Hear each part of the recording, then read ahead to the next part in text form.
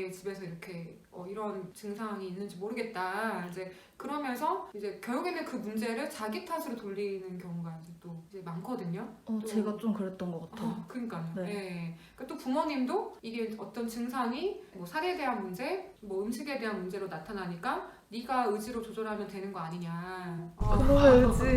네, 그러니까 너만 잘하면 되는 거 아니냐. 너만 마음을 강하게 먹고 그냥 안 먹으면 되지 않냐. 또는 먹으면 되지 않냐. 이렇게 그냥 그 본인을 되게 몰아붙이는 경우가 되게 많아요, 가족들이. 그리고 또 그냥 안 하면 되지 않냐. 그냥 네가 그냥 그렇게 마르고 싶어서 그러는 거 왜 우리 탓을 하냐. 이렇게 또 부모님들이나 이제 다른 주변 분들이 또 상처 주는 말을 또 하셔가지고 또 당사자도 정말 이게 내 탓인가? 이러면서 이제 좀 내가 뭔가 이상한 건가? 이제 이런 어떤 생각을 좀 많이 하시는 거를 제가 이제 지켜봤어요. 그런데 저는 이제 되게 많은 분들을 만나잖아요. 그 당사자나 가족분들은 자기밖에 못 보잖아요. 그러니까 나만 이런 증상이 있나라고 생각하시는데 사실은 되게 많은 분들이 사실 지금 식이장애로 고생을 하고 있고 지금 이제 가족들이 어떤 식이장애에 대해서 이해해주지 않아서 또는 내가 식이장애에 왜 걸렸는지에 대한 어떤 이해가 없어서 또 되게 또 힘들어하시는 분도 많거든요. 근데 답은 그거예요. 사실은 이유는 불분명해요. 그러니까 원인은 어떻게 우리가 딱 이거다라고 딱 규정할 수 있는 건 없어요. 케바케인가요? 케바케이기도 한데, 그러니까 이런 거 여러분. 내가 만약에 뭐 감기에 걸렸어요. 지금 코로나가 유행하고 있어서 너무 걱정인데, 예를 들어서 내가 막 독감에 걸렸어요. 그러면 독감에 내가 왜 걸렸는지 추측만 할 수 있죠, 이유를. 내가 뭐 약간 지금 면역력이 약해졌거나, 아니면 뭐 찬바람을 쐈거나, 아니면 뭐 또는 뭐 무리를 했거나, 뭐 이런 어떤 여러 가지 복합적인 원인들이 그게 결과로 작용을 해서 독감에 걸리게 되는 거잖아요. 근데 그 독감에 왜 걸렸는지에 대한 명확한 이유는 아무도 모르거든요. 그러니까 비슷한 거라고 보시면 돼요.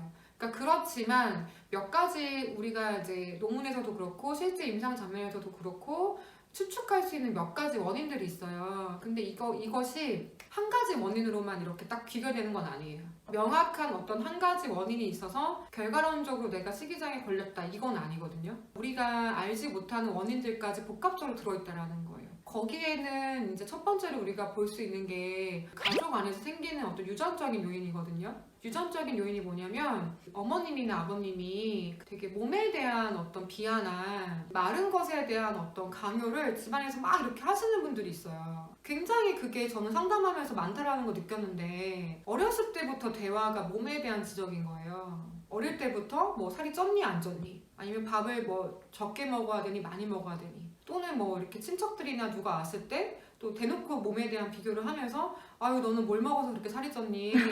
또 이제 마른 친구한테는 너는 좀 더 먹어야 되겠다. 그래서 뭐 다른 애한테는 막 밥을 더 주고 너는 그만 먹으라고 한다던가. 그러니까 이런 대화가 되게 일상이 되는 가족 분위기 있잖아요. 그런 분위기 또는 또 이제 어머니 스스로가 그 몸에 대한 그런 강박이 되게 많은 분들이 있어요. 내가 날씬해야 남편에게 사랑받을 수 있고 뭔가 사회적으로 뭔가 내가 인정받을 수 있다라는 어떤 가치관을 갖고 계시는 어머님들이 있거든요. 그러면 딸한테 내가 운동해라 먹지 마라 이런 얘기를 하지 않아도 간접 경험이 되는 거예요. 엄마가 항상 체중에 신경 쓰고 막 몸에 조금이라도 살이 찌면 옷이 안 맞는다고 스트레스를 뭐 부린다던가 거울을 보면서 항상 자기 몸을 체크한다던가 항상 뭐 헬스장에서 맨날 그렇게 시간을 많이 보내신다던가 이런 거 있잖아요.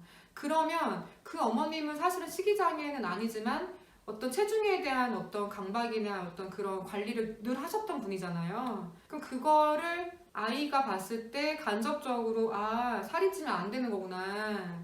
체중에 대한 어떤 관리는 저렇게 해야 되는 거구나. 이런 것들을 간접적으로 배우게 되거든요. 그리고 또는 이제 그 가족 안에서 알코올 중독이나 또 정신질환이나 이런 분들이 있는 경우에 굉장히 이제 의사소통을 할 때나 감정적으로 뭔가 이렇게 수용받지 못하거나 정서적인 어떤 경험을 뭔가 부정적으로 할 수 있는 가능성이 높아요. 그러니까 예를 들어서 뭐 이렇게 술을 많이 드시는 어떤 알코올 중독에 있는 아버지가 계속 엄마랑 와서 싸웠다던가 어린 시절에 계속 그런 것들이 반복됐다던가 이러면 사실은 자녀 입장에서는 그 광경을 보면서 굉장히 불안했겠죠. 그 불안을 해소하려고 막 음식을 먹었을 가능성도 높아요. 그러다 보니 살이 찌고, 그러다 보니 또 몸에 대해서 부정적인 피드백을 또 주변에서 받게 되고, 그러면서 잘못된 다이어트를 하게 되고, 이런 어떤 경로들이 있거든요. 악순환이네. 네, 악순환이죠. 또는 원가족에서 우리 부모님이 없더라도 그 이전에 그런 것들이 좀 많았더라면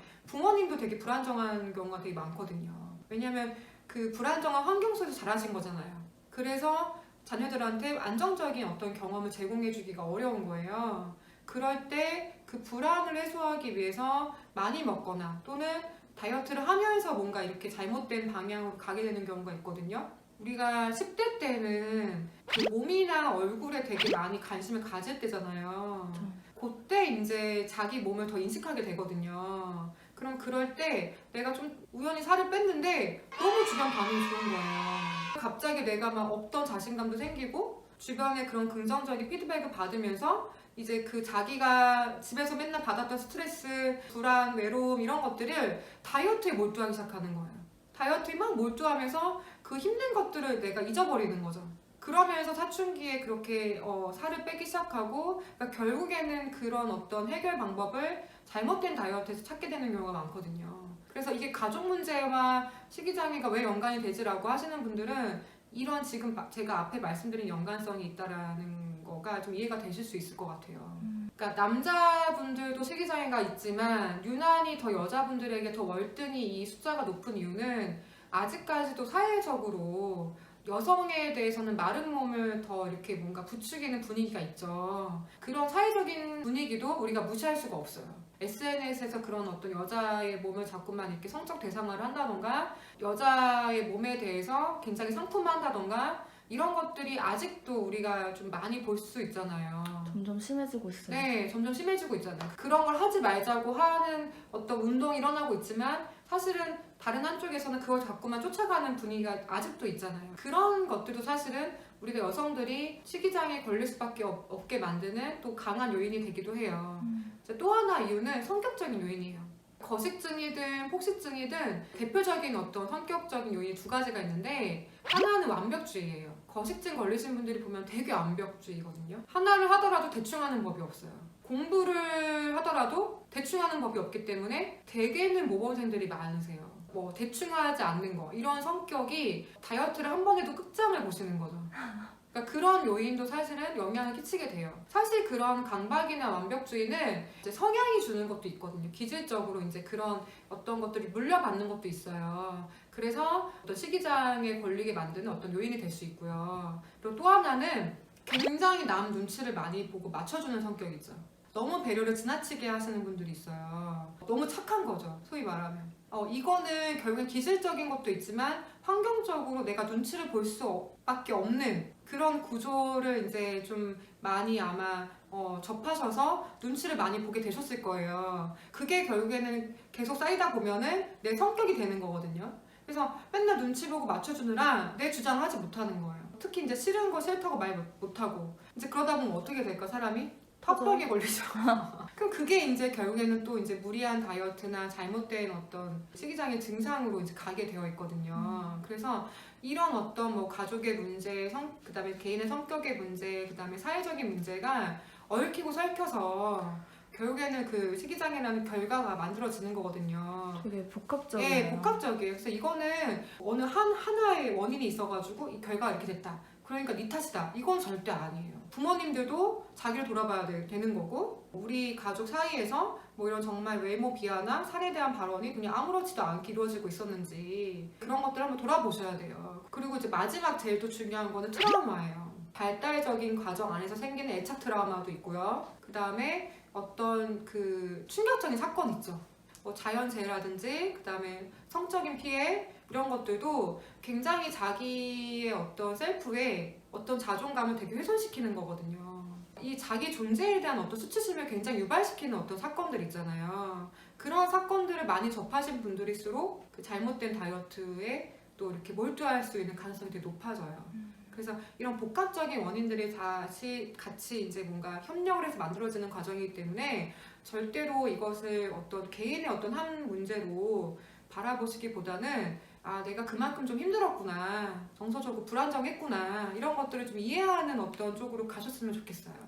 네, 오늘도 좋으셨으면 좋아요, 구독 눌러주시고 네, 다음에도 더 좋은 영상으로 찾아뵙겠습니다. 네, 감사합니다. 감사합니다.